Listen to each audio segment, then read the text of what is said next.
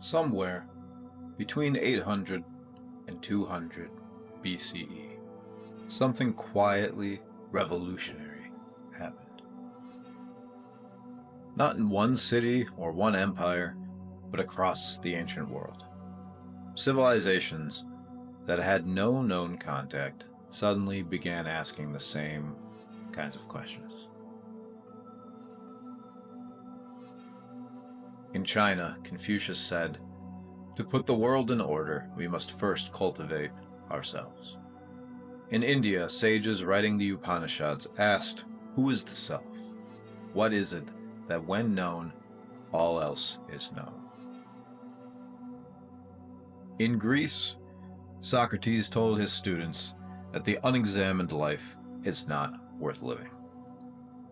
And in the Middle East, prophets like Isaiah cried out, "Cease to do evil, learn to do good, seek justice."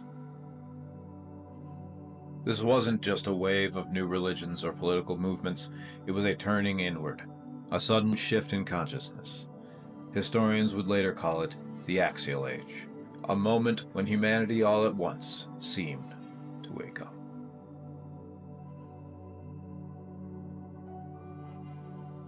Before the Axial Age, Indian religion was dominated by the Vedic tradition, a highly ritualistic system focused on hymns, fire offerings, and the favor of the gods. Society was stratified into castes, and spiritual power was largely reserved for the Brahmin priesthood. Around 800 to 500 BCE, a series of mystical and philosophical texts called the Upanishads emerged. These were not manuals for sacrifice, they were meditations, dialogues between teachers and students, quiet explorations of consciousness, death, and the ultimate nature of reality. At the heart of the Upanishads is the idea that the true self, Atman, is not separate from the universe, Brahman. It is the universe. The implication was radical. Beneath the illusion of separateness, everything is one. Salvation wasn't about pleasing a deity, it was about realizing the true nature of the self, through knowledge, discipline, and meditation. This line of thinking directly shapes the emergence of Buddhism. When Siddhartha Gautama, a prince turned renunciant, redefined spiritual liberation, not as union with the divine, but as freedom from suffering. The Buddha taught that suffering comes from craving, and that liberation comes from understanding the nature of the mind. On the matter of the nature of the mind, the Buddha once said, "All conditioned things are impermanent. Work out your own salvation with diligence." What made this revolutionary was its accessibility. Enlightenment was not reserved for priests or nobles, it was a possibility for anyone, regardless of caste, status, or background. From ritual to introspection, from external sacrifice to internal realization. The Indian Axial turn brought the idea that the mind is the key to liberation, a tradition that lives on in meditation, psychology, and modern spirituality. In ancient China, the period known as the Spring and Autumn and Warring States era was one of deep political instability. Kingdoms were constantly in conflict. Order was collapsing. The old rituals of the Zhou dynasty no longer held society together. In response, two of China's greatest schools of thought emerged, Confucianism and Taoism. Confucius, born around 551 BCE, wasn't really trying to start a new religion. He was trying to fix society. He believed that harmony could be restored through personal virtue, proper relationships, and education. His teachings, collected in the Analects, emphasized concepts like Ren, humaneness, compassion, Li, ritual propriety, respect for tradition, and Zhao, filial piety, devotion to one's parents and ancestors. Confucius once said, "To govern is to correct. If you set an example by being correct, who would dare to remain incorrect?" Superior man is modest in speech, but exceeds in action. Confucius saw moral development not as a divine gift, but as something cultivated through habit, education, and example. In short, society becomes good when people become good. Around the same period, another vision took shape. One far more mystical and indirect.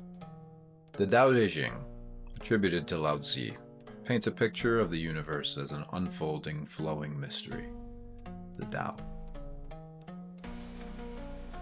In fact, the name the Tao is a little misleading. It can't really be named, only followed. And what it is the natural order of things. The Tao that can be spoken is not the eternal Tao. Where Confucius emphasized structure, Taoism emphasized spontaneity. Where Confucius urged action, Lao Tzu suggested non-action, or wu wei, letting go of force and control. The soft overcomes the hard.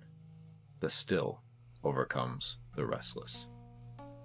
From divine mandate to moral character, from ritualized order to inner enlightenment with nature. A dual legacy, one of ethical responsibility, Confucius, and one of acceptance, surrender, and natural flow, Lao Tzu. Both still shape Eastern philosophy, leadership, wellness, and culture today.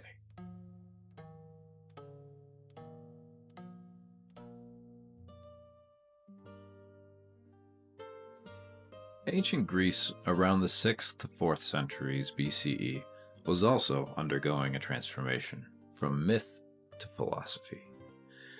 Before this, Greek understanding of the world was largely mythological. Gods on Mount Olympus, heroic epics, and divine fate. But a new generation of thinkers began asking, what if the world has a structure we can understand? What if truth can be reasoned, not just revealed? This began with the pre-Socratics. Thales proposed that everything came from water. Heraclitus said the only constant was change. Pythagoras believed in a universe ordered by number and proportion. And then came Socrates. He didn't write anything down, but his student Plato did. Socrates wasn't interested in explaining the cosmos.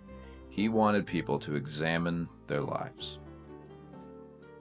Quote, "I know that I know nothing, and the unexamined life is not worth living." He believed that truth was found through dialogue, self-questioning, and moral clarity. Ethics wasn't obedience to custom.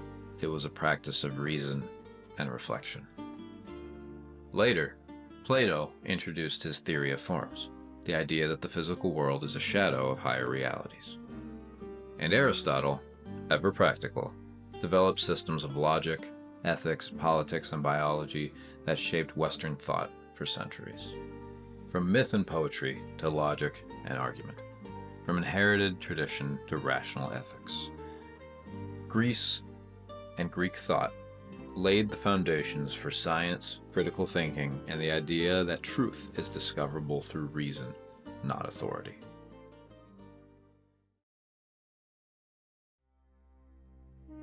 The final axial shift came not from philosophy, but from prophetic tradition in ancient Israel. At the time, religion in the ancient Near East was mostly about appeasing the gods, often through ritual, sacrifice, and public display. But the Hebrew prophets changed the tone completely. You have figures such as Hosea, "I desire mercy, not sacrifice," and Amos, Let justice roll down like waters, and righteousness like an ever-flowing stream. Then you have Micah. He has shown you, O mortal, what is good, to act justly, love mercy, and walk humbly with your God. These were not voices of calm theology, they were calls to conscience. The prophets spoke out against injustice, inequality, and hypocrisy, often at great personal risk. They said that God wasn't interested in empty rituals. He cared about the widow, the orphan, the poor, and the outcast. This was the moralization of monotheism. God wasn't just powerful, he was just. And that justice demanded actions from humans. The result was a view of faith that was deeply ethical, personal, and socially engaged. From temple ritual to moral obligation, from divine favoritism to universal justice. The Hebrew prophetic tradition introduced the idea of individual moral responsibility before God and society, an idea that echoes through Judaism, Christianity, Islam, and modern human rights.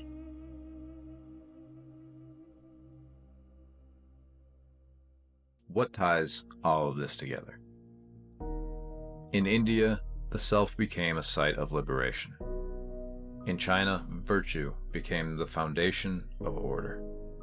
In ancient Greece, reason became the tool of discovery. And in Israel, justice became the measure of faith.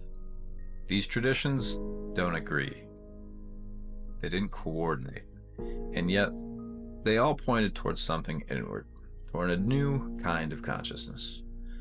One where thought mattered, where the self mattered, and where the world was not just to be obeyed, but understood.